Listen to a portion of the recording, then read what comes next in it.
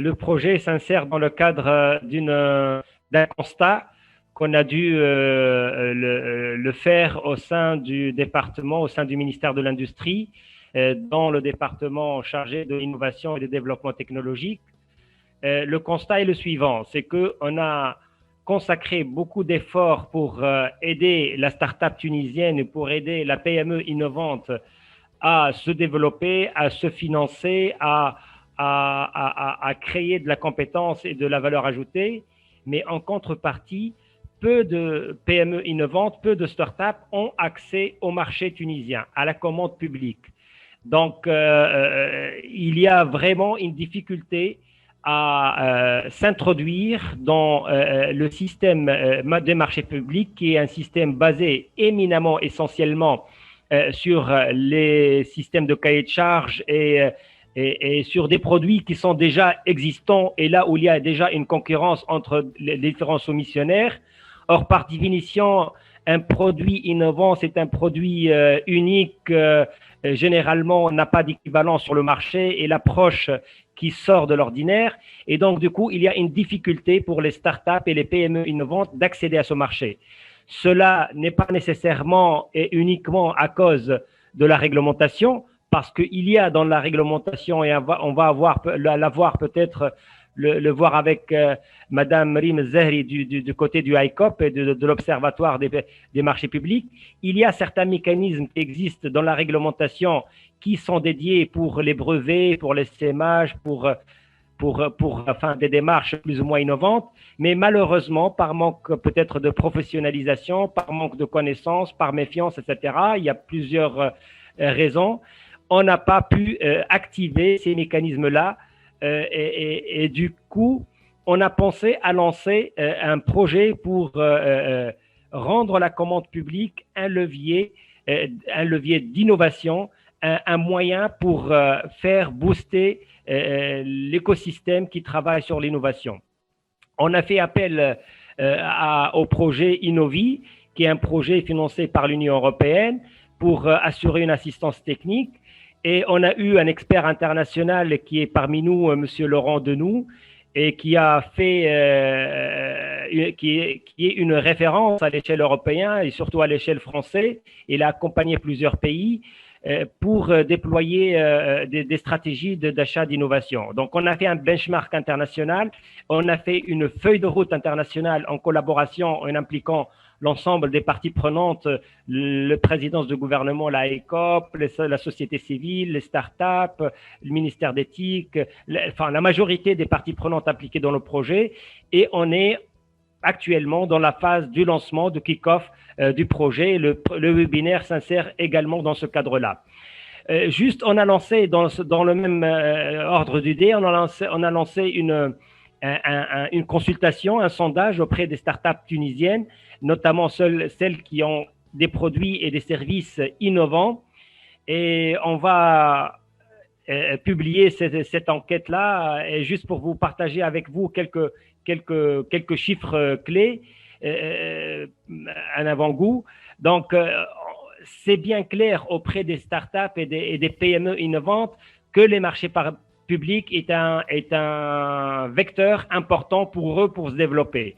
Nous avons identifié, par exemple, 45% des entreprises innovantes considèrent que, sur un échantillon de 80 entreprises, 45% considèrent que les marchés publics est une opportunité d'affaires, 30% considèrent que c'est une référence importante et une image très importante pour l'entreprise pour se développer au niveau national et à l'international. Par contre, troisièmement, 15% considèrent que c'est une garantie de paiement et c'est intéressant pour la garantie de paiement, mais ce n'est pas très important, 15% seulement, mais également 15% considèrent que les marchés publics est une perte de temps. D'ailleurs, les chiffres qui suivent sont très parlants parce que 50% des startups n'ont pas soumis, qui ont été sondées, n'ont pas soumis sur les 2 dernières années aucune offre pour les marchés publics.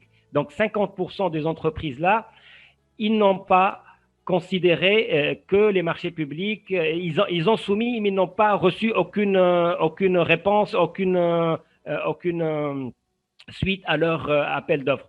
Donc, je pense qu'il y a une marge très importante pour évoluer sur ce sujet, surtout qu'au niveau de la ICOP, il y a déjà une initiative pour réformer le cadre réglementaire des marchés publics dans plusieurs axes, y compris de l'innovation. Donc, on a trouvé déjà que la réflexion est déjà mature au niveau de la ICOP, et d'où le partenariat et la coopération avec l'ICOP, avec le ministère d'éthique, avec l'UTICA, la Connect, les technopoles, les startups, pour lancer vraiment un débat public autour de l'achat public d'innovation, autour de 3 axes. Le premier axe sera la professionnalisation, c'est-à-dire comment arriver à former, à renforcer les capacités de nos acheteurs publics dans le domaine de sourcing, de développement et d'usage des nouveaux outils d'achat public d'innovation. Le deuxième axe est l'axe de la communication. Il faut mettre des guides pratiques, renforcer la capacité, renforcer la communication autour des success stories et des cas qui ont réussi. Le troisième axe, c'est l'axe réglementaire, qui est un axe également important pour mettre vraiment, pour identifier dans tous les rouages des mécanismes qui existent ou qui existeraient, mettre vraiment de l'huile dans la machine pour que ces mécanismes soient déployés, utilisés d'une façon efficace. Et je pense avec tout le dynamisme actuel qui existe au sein de l'écosystème de l'innovation, on a un grand potentiel. Il faut vraiment le fructifier et le développer.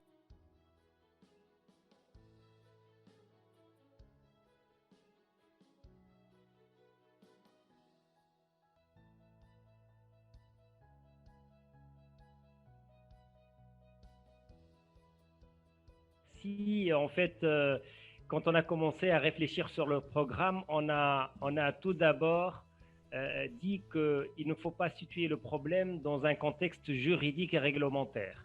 Il ne s'agit pas de placer la résolution de cette problématique d'accès au marché des startups sur uniquement le côté réglementaire, et on a presque centralisé le travail sur le côté culturel dans le sens où on va agir sur des paradigmes, sur des approches de conception de rôle de marché public et de rôle de l'acheteur et de rôle de la start-up et de rôle de l'innovation dans une économie et dans une relance de l'économie.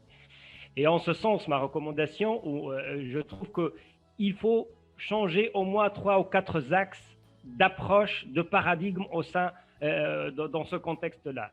La première approche ou la première conception qu'il faut changer, c'est l'approche risque.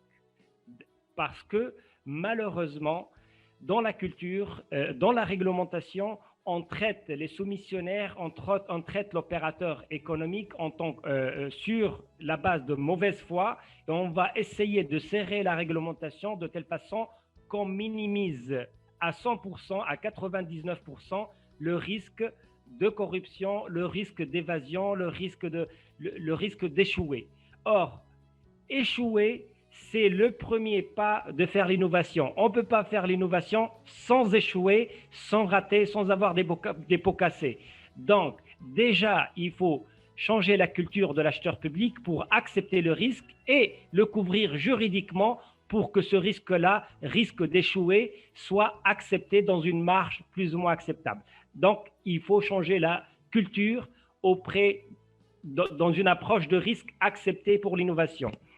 La deuxième approche, c'est l'approche, en fait, c'est une déviation professionnelle qui existe partout, c'est l'approche égocentrique de l'administration et de l'institution. Je regarde la ICOP, Madame Lim ou Kouchay, elle défend bien évidemment son territoire, ses approches, etc. Elle a tout à fait raison. Mais, et ça c'est aussi faisable pour la ICOP, mais c'est aussi applicable pour le ministère de l'Industrie, c'est aussi applicable pour le ministère d'éthique, c'est applicable pour l'administration. Le langage, c'est de dire, il faut instaurer une approche client, c'est-à-dire tout le travail, tout l'arsenal juridique doit être fait, présenté, communiqué, approche client, approche pour l'entreprise. Et là, je vous parle par exemple d'exemple. Tous les startups que j'ai rencontrés et qu'on connaît, ils ne rentrent jamais dans le site du ministère du HiCOP. Ce n'est pas la faute à eux. Ce n'est pas que moi j'ai fourni l'information et c'est ça leur responsabilité de connaître les règles de jeu sur mon site. C'est que notre moyen de communication n'est pas adapté à ce genre de public. Donc, il faut trouver d'autres moyens beaucoup plus dans l'air du temps, à travers des capsules vidéo, à travers des trucs, des MOOC, à travers des trucs de sensibilisation pour appâter, pour former, pour accompagner les PME tunisiens. Donc, il faut sortir de cette approche égocentrique pour faire une approche client. La troisième approche qu'il faut, à mon avis, la recentrer, c'est l'approche locale. Il faut passer d'une approche locale à une approche internationale parce que on a tendance à croire que tout ce qu'on va faire pour la start-up tunisienne va être vraiment changer la vie de la start-up pour la Tunisie. Or, c'est faux. La start-up tunisienne, si elle va réussir à accrocher un marché en Tunisie, elle ne va pas vraiment devenir riche. Elle va avoir accès à un marché uniquement pour la référence et pour s'internationaliser. Et l'axe d'internationaliser est un axe majeur pour la Tunisie pour centrer l'innovation. Et moi, personnellement, j'ai accompagné 2 ou 3 startups dans la période de Covid et les startups qui ont fait une solution, tout de suite, ils l'ont vendue à l'Afrique. Et donc, accorder aux startups un accès au marché tunisien, ce n'est pas pour les rendre riches, mais pour leur donner l'opportunité de s'internationaliser et vendre à l'international. Et ça, c'est un enjeu majeur pour la Tunisie, pour la relance économique. Quatrième approche, c'est l'approche, je dirais, entre réalité et fiction. On a tendance de croire que si ça existe, c'est que c'est implémenté. Et malheureusement, on a dans l'arsenal juridique beaucoup de mécanismes, on l'a déjà étalé, qui existent, mais réellement, ils ne sont pas implémentés et qui ne sont pas opérationnels. On a pas mal d'outils, de boîtes à outils, mais qu'on n'a jamais utilisées et que ces boîtes à outils, s'ils ne sont pas utilisés, c'est qu'il y a un problème et le problème dans l'institution, ce n'est pas dans la start-up. Le problème, c'est chez nous et pas chez les autres. Donc, s'ils ne sont pas implémentés, c'est parce qu'il y a un problème de communication, un problème de complexité, un problème dans le détail. Parfois, il y a des problèmes de détail d'une procédure, d'une déclaration, d'un formulaire, etc. Et que l'implémentation fait défaut. Donc, il faut changer cette approche-là que ce n'est pas suffisant qu'il existe, il doit être opérationnel, sinon il faut le supprimer.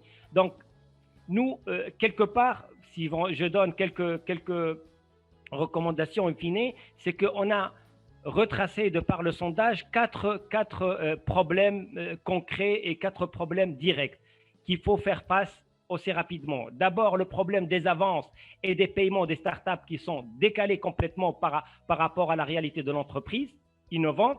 Il faut faire un mécanisme beaucoup plus rapide dans le paiement, dans le système des avances.